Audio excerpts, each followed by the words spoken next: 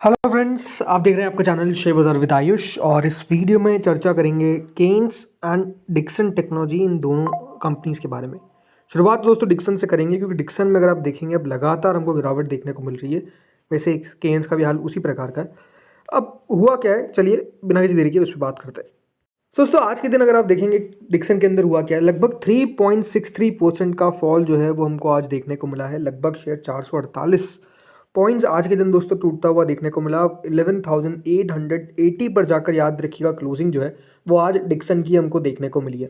लगातार दोस्तों Dixon technology के अंदर हो क्या रहा है, गिरावट हमको देखने को मिल रही है। अगर आप पिछला एक साल देखेंगे तो काफ़ी खराब रहता हुआ देखने को मिला है कंपनी के लिए। कंपनी का शेयर जो है वो लगातार दोस्तों गिरता हुआ देखने को मिल रहा है। मतलब पिछले एक साल के अंदर कंपनी का जो शेयर है वो लगभग 34% आप देखेंगे तो यहाँ पर गिरता हुआ देखने को मिल गया है। और वहीं अगर आप overall year to date return देखते हैं तो वो भी लगभग इतना ही है, 34%। याद रखिए शेयर जो है वो हमको करेक्ट होता हुआ नजर आया। तो बात क्लियर है कि कोई मूव जो है वो अच्छा बन नहीं पा रहा है। अब हमेशा एक बात ध्यान रखिए कि डिक्सन हो गया, केन्स हो गया, ये अपने आप में देखिए बाजार के सबसे फेवरेट स्टॉक्स हमको देखने को मिलते थे। बट अब जो गिरावट हो रही है वो अपने आप में काफ़ी पेनफुल हो रही है, क्योंकि पिछला अगर आप एक महीना देखेंगे तो उसी में सिर्फ शेयर जो है वो 19% टूट गया। तो आप अब सोचिए कि एक महीने के अंदर शेयर जो है वो 19% आपको करेक्ट होता हुआ देखने को मिल रहा है। नहीं, लगातार जो गिरावट है वो यहाँ पर हावी होती जा रही है। लगातार शेयर जो है वो नीचे फिसलता जा रहा है।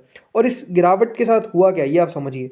शेयर जो है दोस्तों अगस्त 2024 का जो लेवल था उससे भी नीचे अब हमको ट्रेड करता हुआ दिख रहा है। जी हाँ, मतलब लगभग दोस्तों 16 मंथ के, राइट, 16 मंथ्स के लो पे याद रखिए स्टॉक जो है वो आपको कारोबार करता हुआ देखने को मिल रहा है। और अब लगातार दोस्तों यहाँ पर कह सकते हैं जो पहले ब्रोकरेजेस भी काफ़ी बुलिश हुआ करती थी, 20,000 से ऊपर के टारगेट दिया करती थी, अब दोस्तों ब्रोकरेजेस का भी बेयरिश होना लगातार अब आप देख रहे हैं।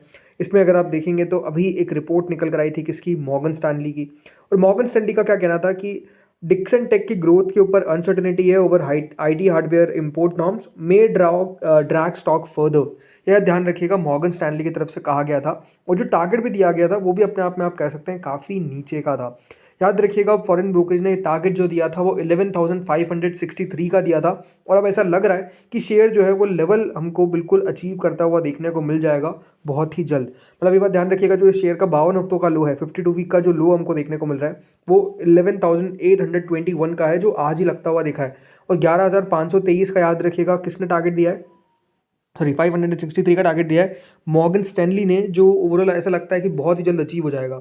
अब हमेशा एक बात समझिए कि अगर ब्रोकरेजेस का व्यू बेयरिश हो रहा है या फिर नेगेटिव हो रहा है तो उसके पीछे का रीज़न क्या है, मतलब उनके बोलने का कारण क्या है, उनके टारगेट लोअर करने का टारगेट क्या है। तो ये इंपॉर्टेंट होता है कि हम समझे कि उसके पीछे का रीज़न क्या है। तो पहली बात तो जो यहाँ पर कह सकते हैं कि सबसे ज़्यादा नेगेटिव हो रही है वो है दोस्तों कि लगातार जो आईटी हार्डवेयर के इंपोर्ट नॉर्म्स हैं वो थोड़े से दिक्कत में है। मतलब एक्सटेंशन जो यहाँ पर आप कह सकते हैं वहाँ पे अनसर्टेनिटी है, वहाँ पर अभी अनिश्चितता है डोमेस्टिक मैन्युफैक्चरर्स के लिए। वो अपने आप में एक सबसे बड़ा दोस्तों प्रॉब्लम बनी हुई है इन कंपनीज़ के लिए।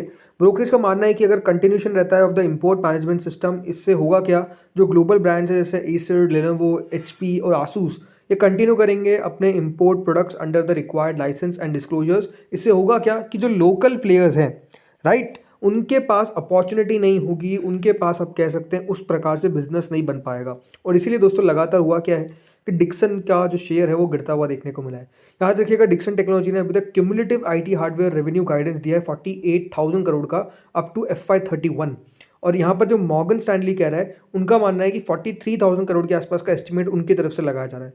तो कह सकते हैं कि ब्रोकरेज ने कहा है कि जो गाइडेंस कंपनी कह रही है कि वो अचीव करेगी वो अब थोड़ा सा चैलेंजिंग लग रहा है, वो थोड़ा सा मुश्किल लग रहा है, राइट। तो आई थिंक ये एक सबसे बड़ा पॉइंट है कि अभी अनसर्टेनिटी है इनके बिजनेस को लेकर कि किस तरीके से बिजनेस जो है वो आगे चल के ग्रो कर पाएगा।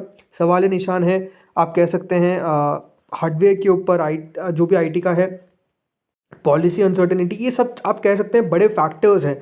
याद रखिएगा जिसके कारण जो शेयर है वो अभी चल नहीं पा रहा है और लगातार हमको करेक्ट होता हुआ दिख रहा है, लगातार हमको गिरता हुआ नजर आ रहा है। बिकॉज अगर दोस्तों कंपनी के बिजनेस के ऊपर ही बात आ जाएगी तो अपने आप में आप समझ सकते हैं कि शेयर में गिरावट जो है वो स्वाभाविक सी बात हो जाती है, जो एग्जैक्टली अभी करेंटली हमको देखने को मिल रहा है कि शेयर जो है वो बढ़ नहीं पा रहा है इन सब खबरों के कारण।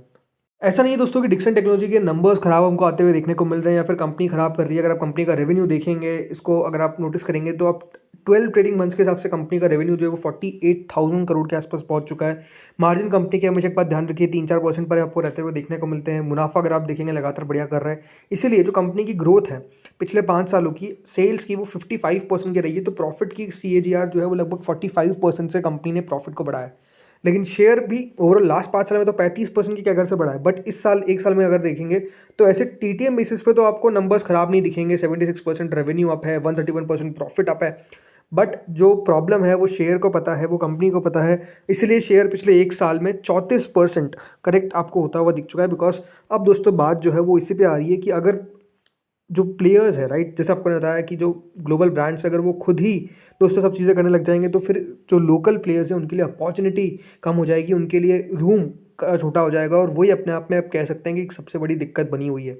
और वहीं अगर आप देखेंगे जो दूसरा शेयर है जैसे केन्स, यहाँ पर तो चलिए कह सकते हैं काफ़ी आरोप कंपनी पे लगते हुए नजर आए, कोटक की रिपोर्ट आई, वो सब चीज़ों के कारण दोस्तों शेयर काफ़ी करेक्ट हुआ। लेकिन पूरा जो EMS स्पेस है, इलेक्ट्रॉनिक मैन्युफैक्चरिंग सिस्टम वाला जो स्पेस है, उनके लिए आप कह सकते हैं अभी चैलेंजिंग टाइम देखने को मिल रहा है। शेयर आज दोस्तों लगभग 1.5% आपको करेक्ट होता हुआ देखने को मिला है। इस 1 साल के अंदर दोस्तों शेयर जो है वो लगभग 43%, तो ईयर टू डेट 48% याद रखिएगा आपको करेक्ट होता हुआ दिख चुका है। शेयर का जो 52 हफ्तों का हाई है वो याद रखिएगा 7,822 का है, और शेयर 3,712 के 52 वीक लो को टच करता हुआ देखने को मिला था 9 दिसंबर को। और अभी अगर आप देखेंगे तो लगता नहीं है कि उसके नज़दीक हमको पहुंचता हुआ देखने को मिलेगा, जो 52 वीक हाई की बात कर रहा हूँ, लेकिन लो के पास पहुंच जाए। मार्केट्स में भी अगर आप देखेंगे तो अभी क्लियर बात है कि जो शेयर्स है राइट, वो पर्टिकुलर अभी बाजार जो है शेयर्स बढ़ाता हुआ देखने को मिल रहा है, यानी मिड कैप स्मॉल कैप की हालत उतनी अच्छी नहीं है राइट। और भले आप कह सकते हैं इंडेक्स किसी तरीके से मैनेज हमको होता हुआ देखने को मिल रहा है, बट जो पैसा दोस्तों शेयर्स में बनता है वो कह सकते हैं करेंटली बनता हुआ नज़र नहीं आ रहा है। तो आई थिंक बहुत सारी चीज़ें हैं, आप कह सकते हैं कि FIs भी लगातार पैसा निकालते हुए देखने को मिल रहे हैं। FIs का भी टिकना बहुत इंपॉर्टेंट होता है मार्केट्स के लिए, वो भी नहीं टिक पा रहे हैं।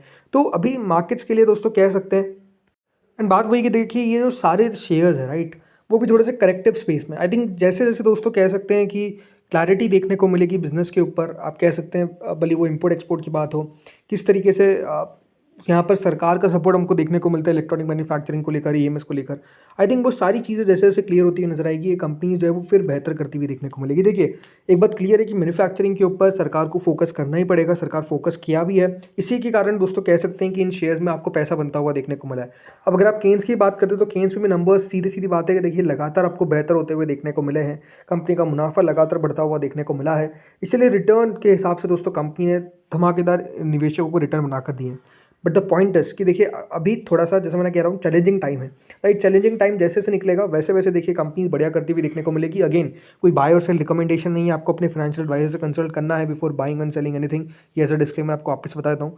बट ज़रूर दोस्तों यहाँ पर थोड़ा सा भी चैलेंजिंग टाइम है, स्पेसिफिकली अगर आप मार्केट्स के लिए भी देखेंगे तो थोड़ा सा चैलेंजिंग टाइम है।